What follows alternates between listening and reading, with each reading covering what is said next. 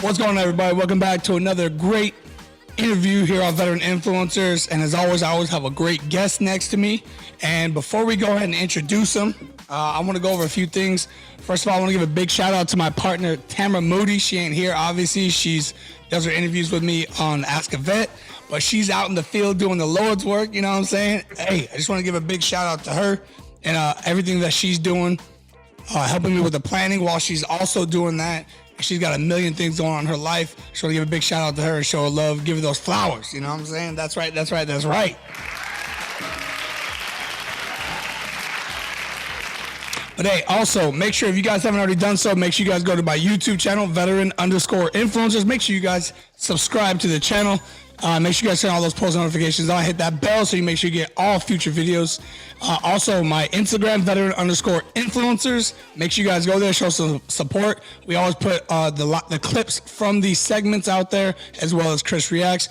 Also, Facebook, Veteran_Influencers, as well as Ask a Vet. Make sure you guys go out there, show some love, show some.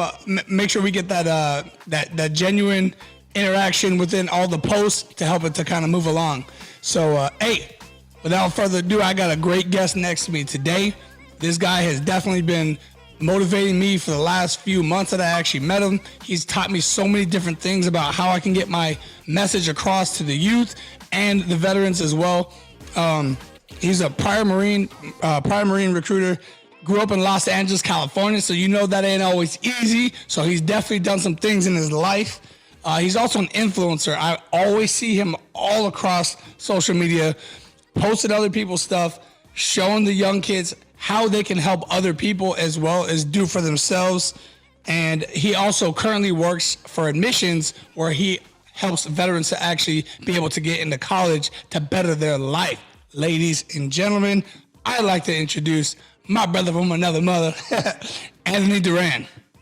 Thank you, brother. Thank you, man. That's such a beautiful intro, man. Like, you don't know how much it means to me, man, to actually be sitting down, talking to you. You know, sharing. You know, kind of. You know, we talked a little earlier about what we've been through, and how it's a grind, it's a hustle, Monday through Friday. Sometimes Monday through Sunday. So it doesn't stop. So I appreciate that, man. Truly, man. Thank you. Yeah, absolutely. You should be used to it, working recruiting duty. That's all y'all do is work. Yeah, I mean, are constantly 24/7. That's one of those duties where you're off, but you're kind of not off. You know what I'm saying? Mm-hmm. You can go anywhere with it. So. No, that's awesome. Hey, real quick before we get started, can you let everybody know where they can reach you out on social media? Yeah, you can find me on Facebook, anthonyprogress, Instagram, anthonyprogress, Twitter, anthonyprogress. I just try to go with the same hashtag as well, too, anthonyprogress. So, absolutely. Make sure you guys go out and follow him. I'm telling you, you're not going to regret it. So much great information and motivation that he has on his page at all times. So, go out there and hit that subscribe button, people. But hey, thank you. Yeah, absolutely. But without further ado, let's get into this. So I know you've seen a few of the different interviews. What was the first interview you actually saw here on Veteran Influencers? I think it was with Ray. I think. Ooh, that was a good one. Yeah, because he was a prior recruiter too, and so everything he was hitting, man, was just resonating with me. And I think I was on the treadmill or something like that. And I was just like, man, this is gold right here. This is, this is good stuff, So that was one of the first ones. Once I heard that one, then I started looking at your stuff. I started, pulling up your channel. I was like, who's this Veteran Influencers? And I was like, yeah. No, but you guys were dropping gold, man, because I think the week after, it's the panel with the sergeant majors and master gunnery sergeant. Man, bro, and with what they were passing, the word that they were passing was resonating with me so much, bro. Like it was hitting on different levels. So if you have a chance, go check out his videos and kind of pull those ones up and see what you guys get out of them. Let me know if you agree with that too in the comments. Let me know if you guys like those ones, because for me, sometimes when I'm in the minutia of things, I'll throw one of those things on. And it takes me back, I'm like, man, I miss this leadership. So for those of you that don't know, what he's speaking about is Ask a Vet. It's another podcast that I run. So you can find it on Ask a Vet on Facebook. Also ask_a_vet 1775 on Instagram if you want to see some clips of that. I also post the actual full videos on my YouTube channel, veteran_influencer. So hey, you know, like Anthony said, man, you find a video that resonates to you. There's something for everybody. Every video may not be for you, but there's going to be something for every person. Because I know I found something in every podcast that I've ever listened to. There's always something that sticks out to me that kind of resonates to me, that helps me out. So maybe there's something that can help you out. So go check it out. But hey, so I want to talk about, you know, you talked about how you grew up in Los Angeles, and obviously we've seen the result of, you know, your career and your life up until this point after transitioning out of the Marine Corps. And I can kind of make some assumptions as far as like how you were and how you conducted yourself. But I kind of want to hear a little bit about who you were as like baby Anthony. You know what I'm saying? What's up with baby Anthony? Yeah, man. I mean, I was one of those kids in high school. You know, I was pretty shy, 140 pounds, you know, soaking wet, didn't play football, didn't play basketball, you know, just a short, really quiet guy. And for me, school was one of those places where like, okay, I have to be here Monday through Friday. Let me just go through the motions. It wasn't really calling me. It wasn't really like too exciting. And so, you know, I did that. And growing up in LA, man, you have so many distractions, you know, from taking the bus to go to school to coming home. That in itself can be a mission. That in itself can be an adventurous day in LA, you know. And so for me, I kind of knew I wanted to keep myself busy. So I was very selective with my friends. I hung out with guys that were trying to do stuff real positive, you know, guys that were, you know, running cross country, those type of things. And, you know, I was pretty lucky in my area. We had a group of guys that were dancers. A lot of these guys were break dancers. What part of LA is this? This is East LA, Boyle Heights. Okay. If you look at some of my social media, my passion is dance. I always will give those guys love because growing up in LA, it was one of those things that just kept us together and kept us out of trouble. You know what I'm saying? It was one of those things we didn't even realize it was also keeping us fit too. Right. Absolutely. Man, listen, I don't know how to do anything special, but if I'm dancing, I'm sweating. Even if you go to a club, you're dancing, I'm pouring sweat. And so I can only imagine what it takes to be able to do some of those balances. 'Cause I see you post those videos about breakdancing and stuff. That stuff ain't no joke. Those windmills? Nah. Yeah, for sure.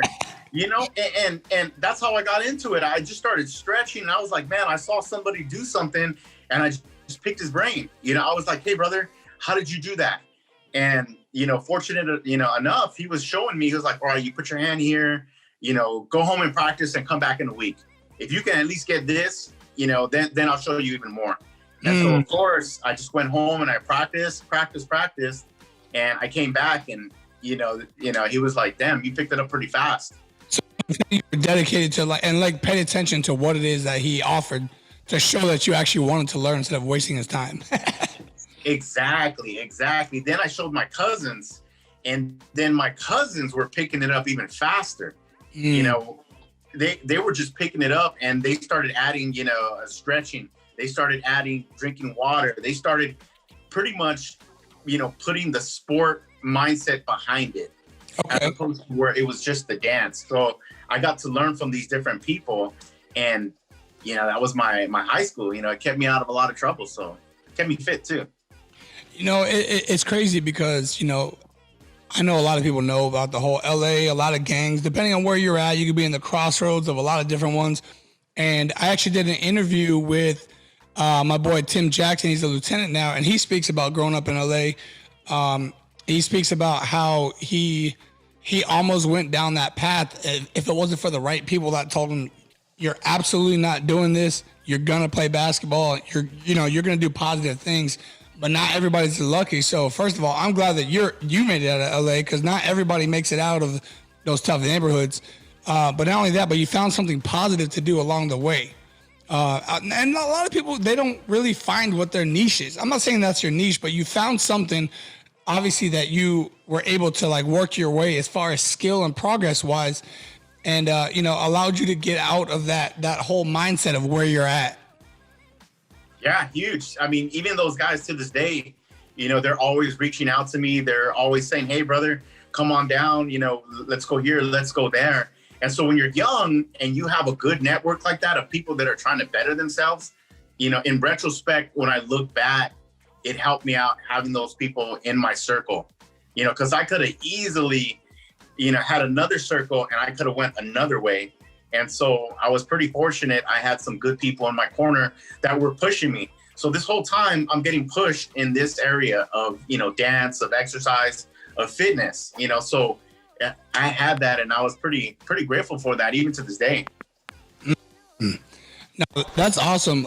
You know what's crazy? I know we haven't really talked about like your actual family, siblings or anything like that, but maybe that'll help to paint a picture as far as like how you were able to go down the right path when you don't always have right around you. So what was like your early family like? How many siblings do you have? Mom and dad? You live with aunt? Yeah, for sure, man. Like I come like most people, I come from a huge Hispanic family, huge Mexican family. So your aunts, your uncles, you know, they become your parents, your brothers and sisters, your cousins. They go to the same school. They live down the street. If you messed up at school, everybody knew. Right. You know, because you had they were on you. Yeah, because you had your cousin who was a senior and you're a freshman, and they might have the same teacher, the same French teacher. And so she tells, you know, your cousin, "Hey, what's up with Anthony? You know, how come he didn't do his homework?" You know, and then he comes home to grandma's house, and then grandma's like, "Yo, I thought, you know, you were doing your homework." And I'm just blown away. I'm like, "How did you know?" You know? Yeah, she's like this. "Oh, really? All right, bet. Yeah. Get ready. Yeah. Get that shoe." Get that chancla? Yep. Better get that. And my uncles too, man. My uncles were straightforward. They were, you know, old school guys that worked, you know, 2-3 jobs. They were not the type of guys that, you know, I could say, you know, I'm not feeling like doing it today, or I don't feel like throwing out the trash, or, you know, or even talking back. Get that work. Exactly. Like you're not telling them, you know, I don't feel like throwing out the trash. It's like, nah, they're real strict. You know what's crazy too is just as a rule of thumb, there's a lot of people that grew up without an actual family support system that made it out. So that's not even, you know, I get it. But can you kind of like explain to people the importance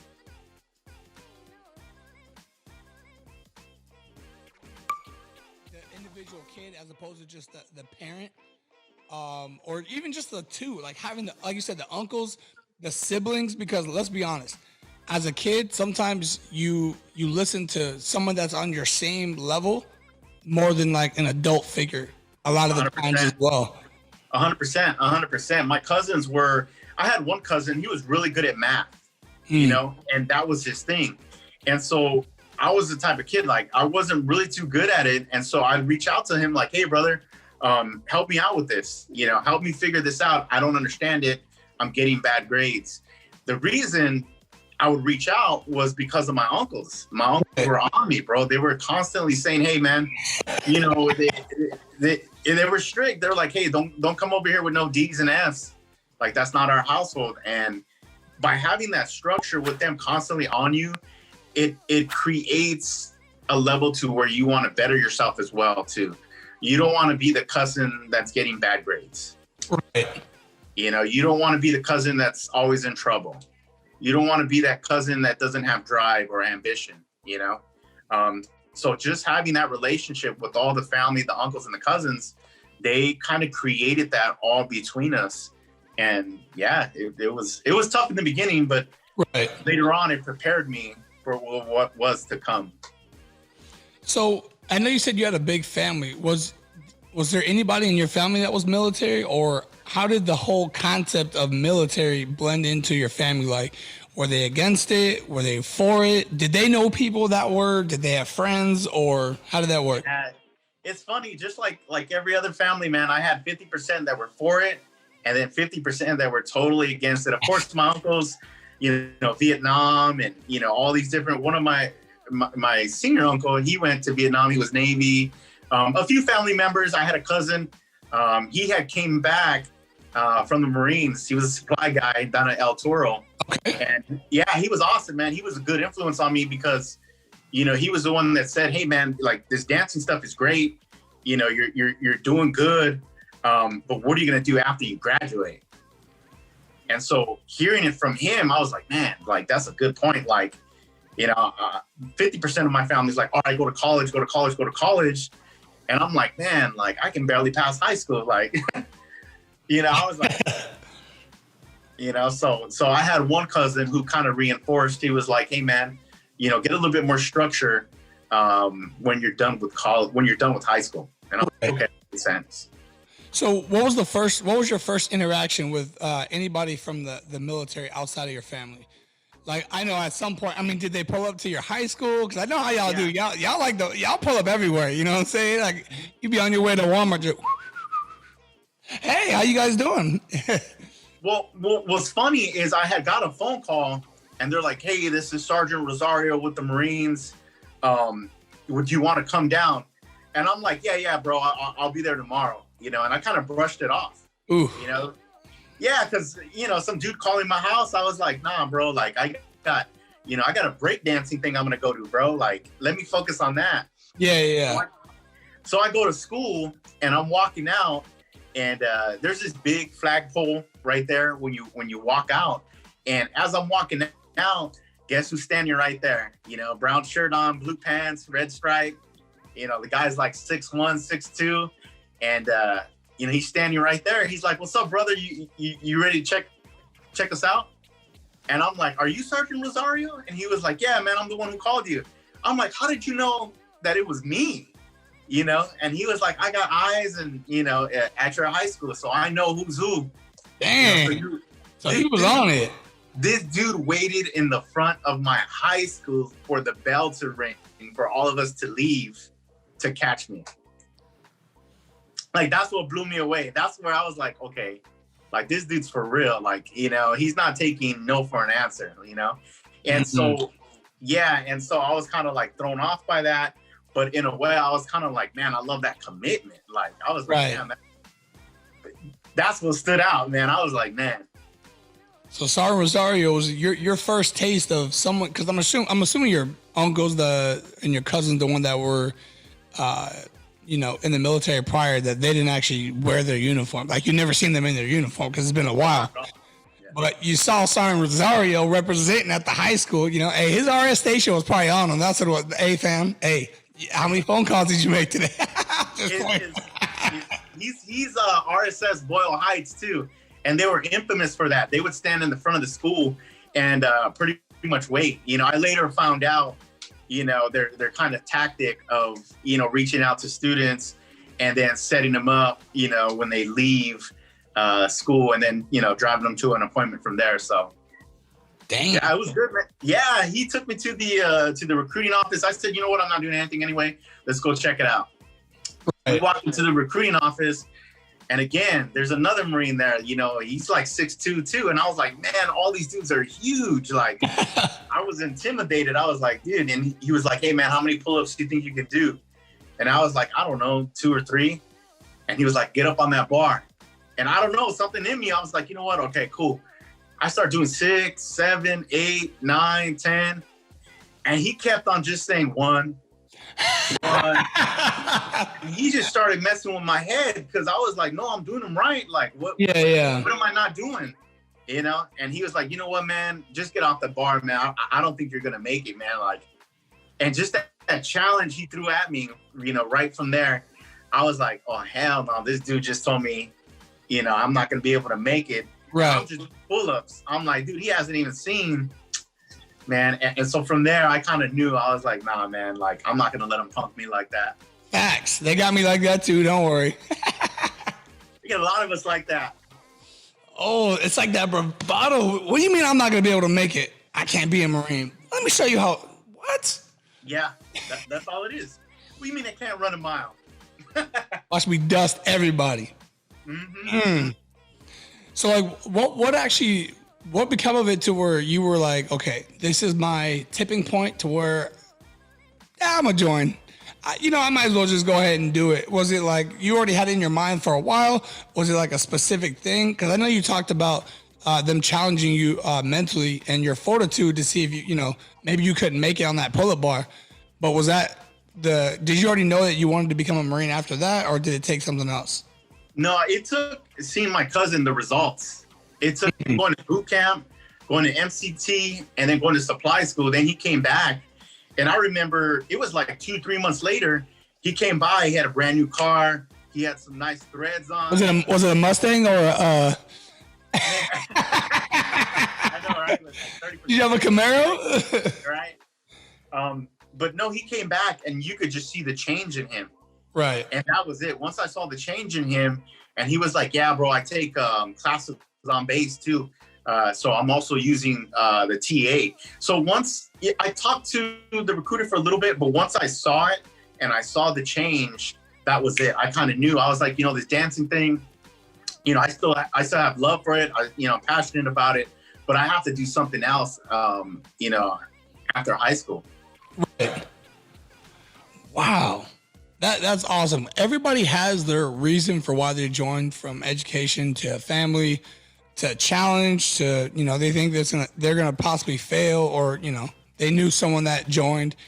But it's always great to hear somebody's why. I love hearing somebody's why, because a lot of times that's usually their determining factor, what drives them and why they continue to stay on path. But so here you are, you joined the military. Now what was your MOS, and did you get the MOS that you wanted?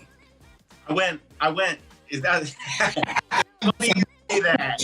Going back to my recruiter, I told him, I was like, "Hey man, I want to go into law enforcement when I get out. I want to go LAPD or sheriffs or something like that." Right. And he was, in my mind, I'm thinking, military police, and he was like, "Nah, bro, you want to go 0311, dog. You want to be infantry, because the infantry, that's the tip of the spear."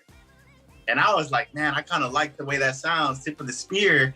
You're doing it on a weekly basis. You're kicking down doors, dude. You're fast roping. You're doing, all this. You're swimming. You're a good swimmer. Right. Don't limit yourself to just military police. I just see a lot in you, and I think you could do more as a 03. Also, you got a 31 on the ASVAB, so that kind of like limits you." And I was like, okay. But I'm just kidding, dude. but going back to that, like, I was part of a school where it's mandatory you have to take the ASVAB. Right. You know what I'm saying? So in my mind, when I took the ASVAB, I really wasn't paying attention, to my defense. I couldn't hear the directions. Everybody at my table was running their damn suck. Yeah, I was like, okay, answer these questions. Is this the SAT? And they were like, "No, this is for the military." I'm like, "All right, C. Yeah, I guess. Oh, it's probably this one. And then I told them, and I was like, "Hey, bro, how about this? How about I retake the ASVAB so I could get a higher score, and I can have a little bit more choices for my MOS." Right. And of course, like with every recruiter, he just smiled. He was like, "Anthony, I hear you." Sounds good. I could just tell. I was like, what? And he was like, "You need to work on your pull-ups right now more than that ASVAB." I was like, "You know what?" And at the end of the day, because he was a 03 as well, and so he was like, "Man, like, let's just do it." And I was like, "You know what? You're right, man. Let's do it." Nice. That's crazy, man. That's good though. You know what I'm saying? Like, I got much respect for the 03s out there. I appreciate each and every one of them for, for what they do. So I'm gonna be honest, not everybody can do what they do. Not everybody wants to do what they do. So definitely a great group of people. Big shout out to the 03 community. For sure, man. Tons of leadership there, man. And in retrospect, when I look back at it, I would have not done as well as I did if it wasn't for that MOS. Right. There's a lot of accountability and responsibility at the E3 level, at the Lance Corporal level, right. As an 03. They're throwing so much stuff at you that at the end of the day, it goes back to you want to be the go-to guy, that go-getter. And so you go home, you're exhausted, and it's the same thing every day until you get a little bit better and you get a little bit more, recognition, but not too much. Okay. So here we are, infantry, in the Marine Corps. How would you kind of explain or kind of give us a picture of your time in the Marine Corps? It was good, man. I was pretty lucky because I had good leadership. I went to great units, and my first unit was at Camp Lejeune, North Carolina. So, which was a blessing for me because it took me out of the city, right? And it made me, socialize me to go to North Carolina, to Jacksonville, Actionville, and to really focus on the basics. Because I noticed the difference between my friends that were stationed at Camp Pendleton, 29 Palms, and us on the East Coast. Right. Those guys were getting in trouble. Those guys were going down to TJ. Those guys were getting in fights. Those guys were, doing all this craziness. Whereas in Jacksonville, you can't really do that. Right. It's like, hey, man, we're going to the field for 2 weeks. So you're stuck. You really have to get better as an 03. Mm. Yeah, I remember just like talking to a bunch of 03s like coming up and whatnot. They're always in the field, cleaning weapons, giving weapons classes, or doing some type of training, and it's like a constant thing. Constant. Which I love that because obviously you want to make sure you're efficient and effective with your weapon systems, and which you're required to as far as whatever weapon that is your TO weapon. Yeah, for sure. And they'll put you through the line. You'll have, you'll be a saw gunner one day. You'll be a 203. You'll be, they'll move you around so much that you will know every position in that squad. Mm. And so you're constantly busy. So, and I was fortunate. I had great leadership that was always pushing it on us. Like, hey, gents, we could be doing this, or we should be doing this, or we're going up for super squad. They kept us busy, with so many things to do that you didn't have time to really, go off on your own and veer off. Right. Okay. So, hey, like I said, I've heard of people having so many mixed experiences in the 03 community. Not for everyone. Yeah, and I'm not saying for you to say whether, you like it or hate it, but more so of, can you kind of give me anything that stuck out to you the most? Or something that stuck out to you as an 03, being in the Marine Corps, like some type of story maybe that some of our audience can resonate to, or kind of like maybe they might know a little bit about it from the movie. I don't know. Yeah, for sure, man. There's tons of things, man. Like, from the leadership level, man, like your squad leader's God in the 03 field. Mm-hmm. A corporal is God in the 03 field. Like you can't even speak to your platoon sergeant, your staff sergeant. There is no way you're going to go up to him and just say, hey, Staff Sergeant, good morning. Or, you'll give him the proper greeting of the day. But if you have a question about leave, or if it's about, TA or weapon system, you're using your chain of command, so that discipline that you get there, it carries on, throughout your career. So I would say the discipline that you get, that knowing that leadership, knowing that, the proper steps of moving forward with your career, it definitely helps out. And there's guys there that are really passionate about being an 03. There's guys there that Facts. They'll go 2-3 days on patrol straight, just to train you to get into that mindset. Like, you don't really need that much food, you don't really need that much sleep. Like, push yourself, like, get out of your comfort zone. Like, over there, I would say that comfort is a thing of the past. Comfort, you'll be comfortable with being uncomfortable over there. There you go. How's that? Like, no, I love it. I love it. And it's kind of like a thing in the in the military, or just with a lot of things. Some people pick up some of the best experiences throughout their life through times where they struggled the most. Like with me, a lot of people resonate to the drill field, or like some of the things that occurred at the drill field. And it was like some of the worst times, that most people go through while in the military. just because of what the type of things that you had to endure while you're over there, the challenges that you had to get over while you were there. But when you look back at it, it's like, man, these are some of like the best times that I had throughout. So I can definitely understand that. Definitely. At Lejeune, man, like when we went out to eat, you're gonna die laughing. I think, I forget that movie where it shows kind of like a recon platoon all going out to eat together, right? They're at the chow hall and they're eating together. And then there's a scene where there's a lieutenant colonel there, and then no one leaves until everyone's done eating. Right. That scene right there, I forget the name of that movie, but is it old?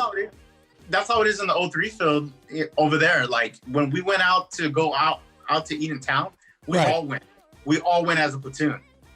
You know, dope. I love hearing that stuff. In fact, we would go there and another company would be there. So Golf Company would be there, and then you would see the Marines of Echo Company there as well too. So you kind of like stayed in your pockets together, you know? So right. That was huge, man. So, and there was one TV show that kind of displayed that camaraderie.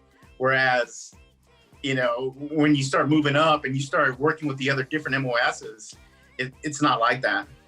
Right. No, like, and I kind of feel like that about my MOS ordinance. It's usually a pretty tight niche group of people. Obviously food service, I don't know how tight they are, but you know, Moody is always mentioning food service and they seem like they're always supporting each other. I see them on like the different posts and stuff, always sharing each other's stuff and commenting and showing love. So I think food service is a pretty close group, and I know aviation ordnance and I know infantry as well. I'm sure there's other ones, but those are just some of the top ones that I've seen definitely support them. So like, all right, so now, you know, you talked about being an 03 infantry while in the Marine Corps. So when did you know that what your desires of when you got out would be? Like, obviously we talked about in the intro about how you work to help veterans now.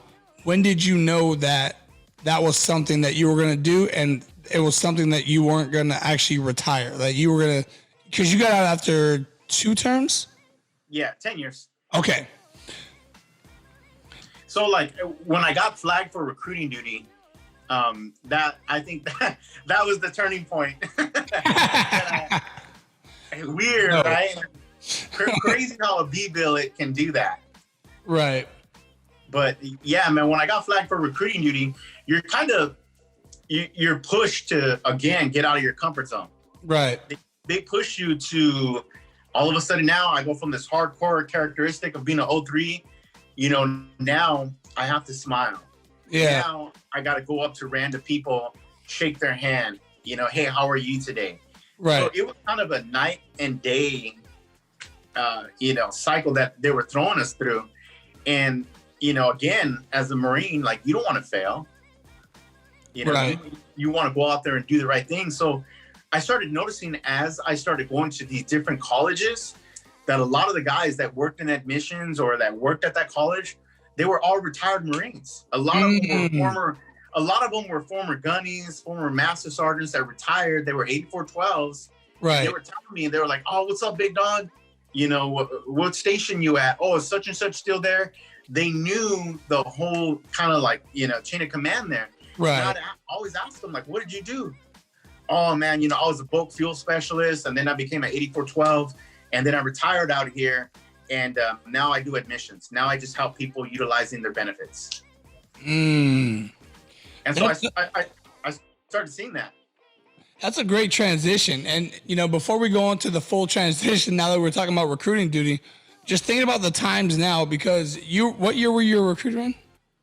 2004 to around 2007. Okay. 2004, 5, 6, 7. So obviously in 2004, which is actually the year I joined, it's crazy, is the times in which, you know, it just how we're living was a lot different. So right now we know the whole like COVID-19 things going around, and we've seen the different effects that it's had on how we work and, you know, what restaurants we can go into, where we can sit down and eat. If you had to take a guess or anything that you've actually heard from the community, how do you think that the whole spread of COVID-19 has actually affected recruiting duty? and yeah, I was talking to somebody else about this earlier too. No matter where you go, recruiting is a challenge. Right. No matter, you can go to Texas, right? You can go to San Antonio, Texas, where they got everybody walking in the doors, right? That's the myth on recruiting duty. That station gets it easy because they have people walking through the doors. It doesn't work that way. Like it's almost like, I'm pretty sure you guys have a myth too down at the depots, like, oh yeah, that guy was a guide from day one. Like it doesn't work. Yeah. It doesn't work that way. There's a lot of, time that's put into that. But I would say now it's challenging, but just like with anything on recruiting duty, you get better.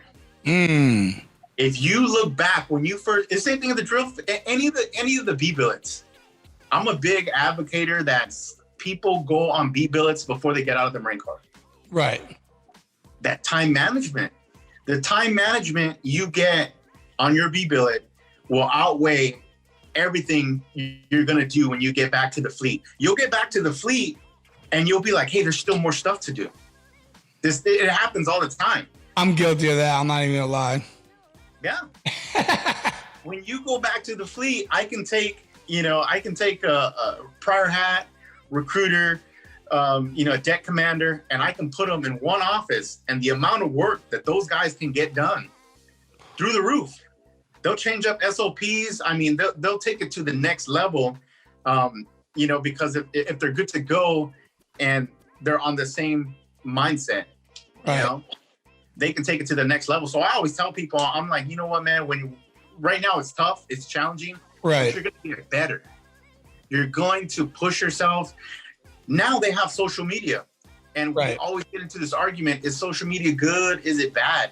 I tell people it's what you make it. Right. If you want to look all day at somebody working out, and they're living that amazing dream, well, you can also do that. If you look at it, he's showing you how to do that. Right.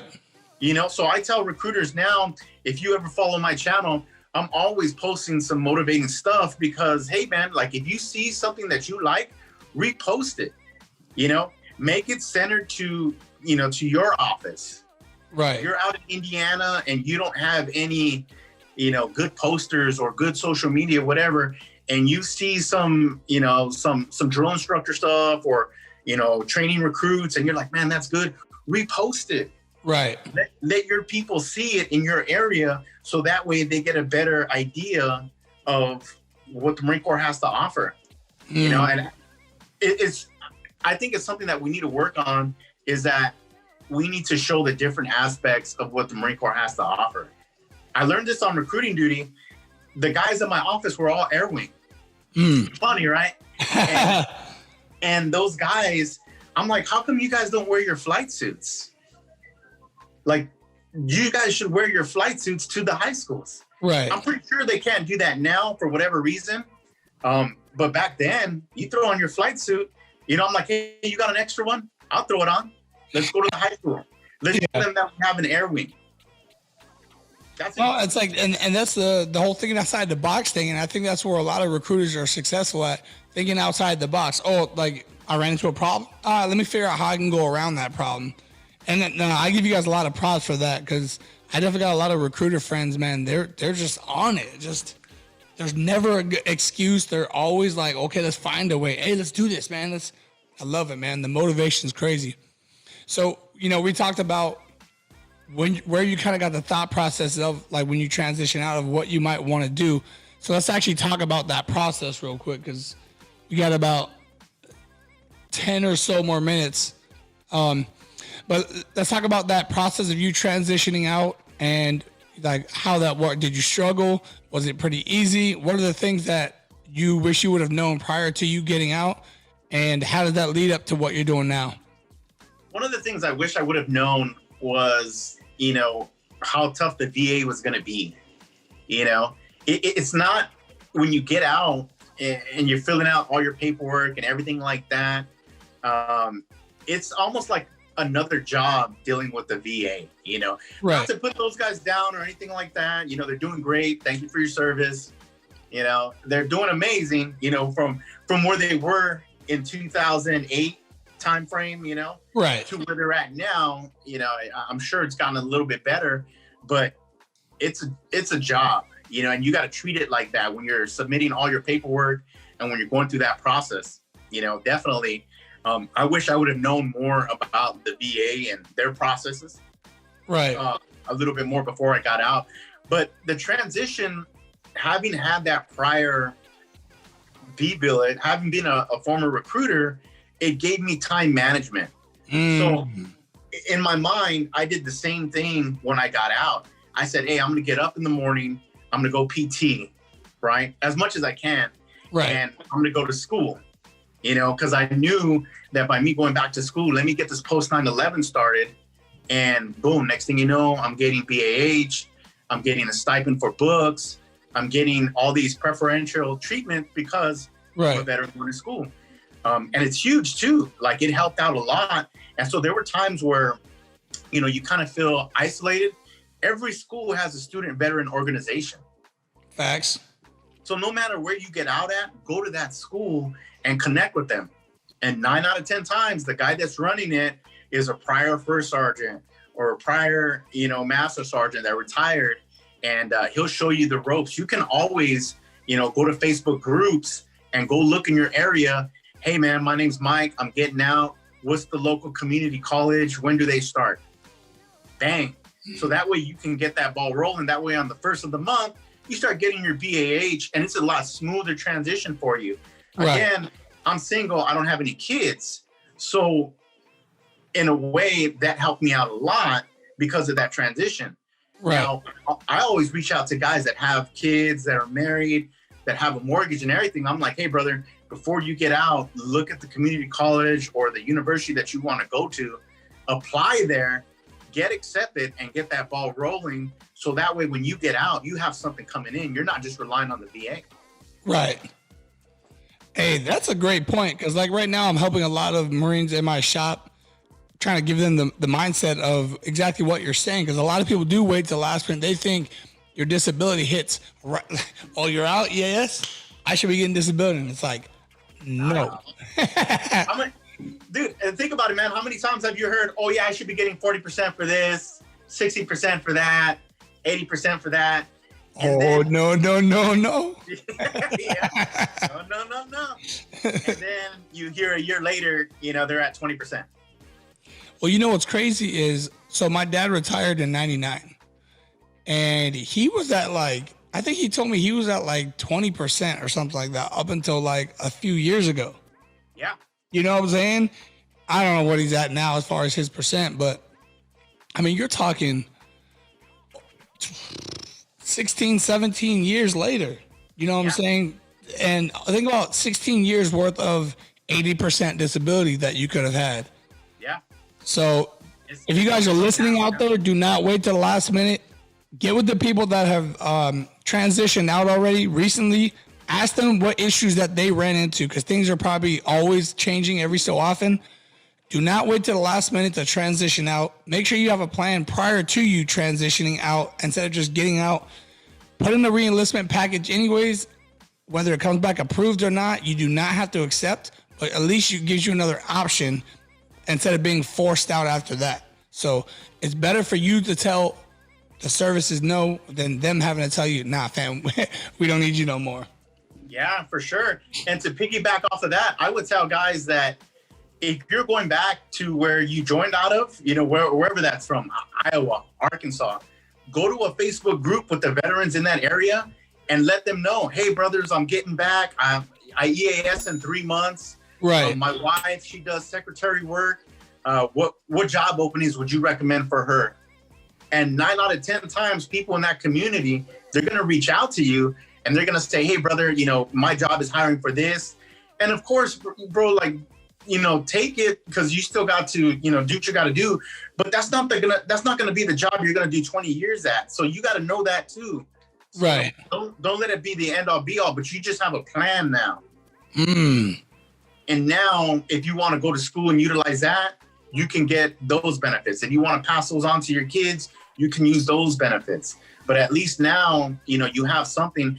And also too, I tell guys and gals, maintain your discipline. Like, your body remembers running 3 miles. Your body remembers, whether it was Monday, Wednesday, Friday, or you're doing something active, your body will somehow remember that, and it'll go back to where it was before. Right. So now, and you'll feel a little better, and it'll help you with the stress and anxiety of getting out. And that's a great point.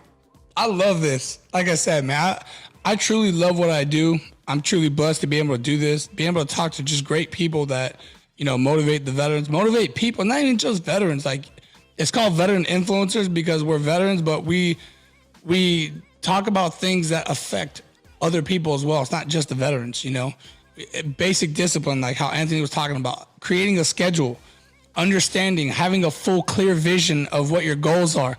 All these things pertain to people on all levels. So don't let the whole veteran name fool you, because this is something that resonates to everyone, and it should. Anthony, so if you can, we got a few minutes left. If you can talk about what you're doing right now for the community, go over your social media again, where they can reach you at. And if you have like 2 tips for those that are trying to reach out or those that are trying to help, what they can do. Yeah, for sure. You can find me at anthonyprogress on Instagram. Typically, that's like my main account. From there, I go on to the other accounts, Facebook, Twitter, Snapchat. And I just try to promote, things that are going to help people. Because at the end of the day, if I can change somebody's life, whether if it's to join or whether if it's for them to focus on fitness or whether if it's them to focus on reading, something that helps them, that to me is, where I can hang my cap on, something where it motivates somebody today. Send me an instant message, say, hey, Anthony, man, that video inspired me, man. I got to get back to it, brother. Because at the end of the day, it does matter. Like, you are helping people, like show people that, hey, no matter how dark it may seem, that they have a voice that they can, talk to, and that you can be that person to reach out to. That's my number one thing, man, is try to help as many people as you can, especially other veterans. We have this stigma where, he's doing this, he's not in my zone. I'm in sales, I'm in real estate, he's in car sales, I can't help him. No, right. Man, reach out to him. If he doesn't take the information, great, no problem. Keep moving, keep pushing, help those that you can help. Control your box, control your garden, and still, but have it open to the public, if that makes any sense, So, man, reach out to other veterans too, even though they may be stubborn, even though they may not want to listen to you. It's too many guys. I always tell them all the time, right now, you're wearing the uniform, you're getting 200 likes, They love the likes. You're taking pictures and alphas. Everybody loves you. The minute you drop that uniform, brother, sister, it's going to be a little bit different. And, I just want you to know I'm here for you. You have your veteran community that you can also reach out to. So that's what I try to push on people, and just try to be there for them. Damn. Like I said, man, I wish we can do this interview all day, man. Like I said, every time me and you speak on the phone or FaceTime, one of us has to go. That's what it gets down to. Like, dude, I didn't realize it's been this long. But I truly enjoy it, because you're somebody positive. You're very informative, and you truly care about what you're talking about. That's it, brother. I learned that lesson on recruiting duty. Mm-hmm. I had this one master sergeant. He would say, bro, when you really connect with somebody and you care about them, it's harder for that person to say, nobody ever helped me. Because they have your card. They know you really cared. There was a story where one of my kids, his locker got broken into, long story short. Yeah. And they took his prom money for him to go to prom, right? So he was going to buy him and his girlfriend, their tickets. Yeah. And it was like, $100 or something like that, right? $50 a ticket. And I forget, in high school, that's a lot of money. Yes. When you come back from a deployment, you're $100, so exactly. So long story short, he came to my office, he was sad and everything like that. I'm like, what's going on, brother? What's wrong? And he was like, oh man, they broke into my locker. They took my money from my mom's not going to give me, we don't have that kind of money. You know, you're going to be put in some neighborhoods where they don't have that kind of stuff. You know, they don't have those, you know, those kind of upbringing. So I was like, here you go, brother. Don't worry about it, man. Pay me when you get back, dog. If you make it in boot camp, pay me when you make it. Yeah. You know? And this kid kept on writing me letters. Like, he didn't forget. He was like, bro, what you did for me that day changed my life forever. The fact that you were, you know, that it didn't even bother you or anything like that. And I was like, dog, why would it bother me? Like, you either make it or you don't. But at the end of the day, you have that opportunity. A lot of other people, they don't have that opportunity. Go down there, give them hell, and then you come back. Give my money. I love it, man. I love it. Hey, you know what I'm saying? You might give it a shout out to the Veteran Influencers podcast. You know what I'm saying? Yeah, for sure. Veteran Influencers, man. Like, I love what you guys are doing too, brother. Like, all the information that you're putting out there, man, like, it's in the civilian world. There's a huge leadership gap in the civilian world. The information that you guys are putting out, and I think we talked about this earlier, I think the Marine Corps gives you too much leadership. And what I mean by that is that as the go-getters, right? There's go-getters in supply, there's go-getters in the chow hall. They know how to do certain things to make things more proficient and efficient. Right. They're writing stuff down, they're moving forward. And those are the guys that I tell, I'm like, hey man, when you go to the Civ Div, you know, still keep that motivation, but you're going to have to learn, you know, how to slowly implement it. Don't try to do it right away, but yeah, slowly implement it as, you know, you're moving forward. Hell yeah, man. Hey, I appreciate you, everybody. Anthony Duran, like I said, make sure you guys go follow him on his social medias. The dude is always motivating everybody on Anthonyprogress. Hey, very much of a pleasure and a privilege to have you on the platform, and you're always welcome back, man. Thank you so much. I know you're going to be back in the future because we got some plans to make things work. Let's do it, brother. Let's do it. 2021, man. Yes, sir. Hey, I appreciate you, and I appreciate each and every one of you guys for supporting the videos, supporting the movement. Don't forget veteran_influencers on YouTube, veteran_influencers on Instagram as well. Same thing on Facebook. Make sure you guys follow, like, subscribe, all that good stuff. Hit that notification. Make sure you get all those notifications for future videos. And hey, everybody, we out. Peace.